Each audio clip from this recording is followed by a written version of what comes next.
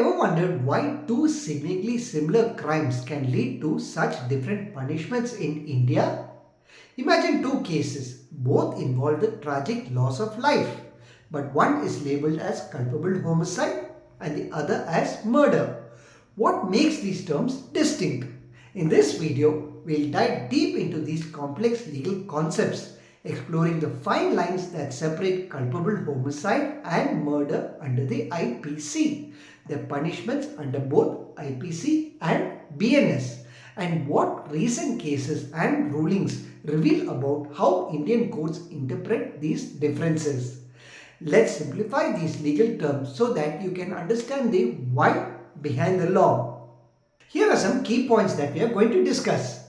First, culpable homicide. Defined in section 300 of the IPC, it's a form of killing with an intention to cause harm but not necessarily to kill.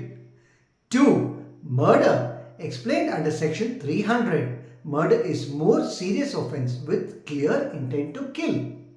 3. Difference in punishments.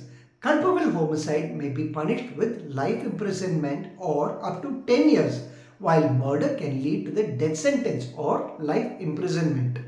4. Intent and knowledge. The level of intent and knowledge about the consequences of one's action is what separates the two. Culpable homicide is defined in section 299 of the IPC as an act that causes death with either an intention to cause death or knowledge that the act could likely cause death. However, unlike murder, the harm intended or foreseen might not be as extreme. For example, imagine a situation where a person strikes someone during a sudden quarrel, but not intending to kill, but knowing that the action could cause serious harm. If the victim dies, this could fall under culpable homicide instead of murder. In the case of State of Andhra Pradesh versus R. Punnaya, the Supreme Court distinguished between culpable homicide and murder by emphasizing the degree of probability of death. The court noted that if the death is almost certain, it is murder. If death could occur but isn't certain, it's culpable homicide. Section 300 of the IPC defines murder as culpable homicide with an intention to cause death or bodily injury that offender knows will likely cause death. The difference between murder and culpable homicide is about intention and the extent of foresight. For instance, if someone stabs another person with an intent to kill, it's murder. In Virsa Singh versus State of Punjab, the Supreme Court ruled that for an act to be classified as murder, there must be an intention to inflict a fatal injury that the perpetrator knows could cause death. This case set a precedent for examining the nature of injury to classify the crime. What do you do if your rights are violated? First, seek legal help and reporting. If someone is charged with either culpable homicide or murder, it's crucial to understand the right to legal representation and a fair trial. The accused has the right to an advocate and must be treated as innocent until proved guilty. It's essential to seek an experienced lawyer who understands these distinctions in the IPC. 2. Understanding self-defense and accidental death. Sometimes the intent behind an action might lead to legal exemptions such as self-defense or accidents. Under section 100 of the IPC, actions taken in genuine self-defense that leads to someone's death might not be classified as murder or culpable homicide. Courts will look into these aspects to understand whether there was an intent or not.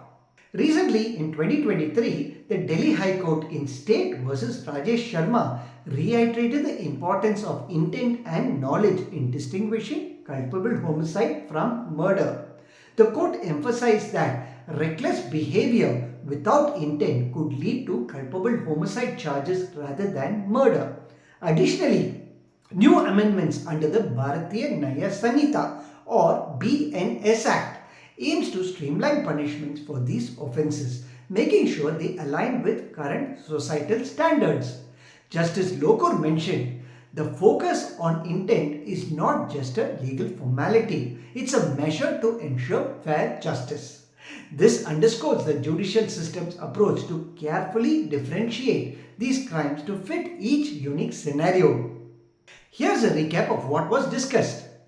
First, intent and foreseeability. The key difference between culpable homicide and murder is the degree of intent and certainty of harm. 2. Section 299 and 300. While culpable homicide is covered under Section 299, murder falls under Section 300 of the IPC. 3. Punishments under IPC and BNS. Murder has a more severe punishment, including the death penalty, while culpable homicide has relatively lesser penalties. 4. Importance of legal representation. Knowing your rights and securing a good lawyer can significantly impact the outcome in such cases. 5. Self-defense exceptions. The IPC provides provisions for self-defense that can exempt someone from severe punishments if the act is genuinely in self-defense. If you found this video helpful, don't forget to like and subscribe. We'll keep bringing you more insights on Indian laws explained in simple terms. Comment below if you have any questions or if there is any legal topic you'd like us to cover next. Remember, knowledge of the law is first step towards empowerment. Take care. Bye.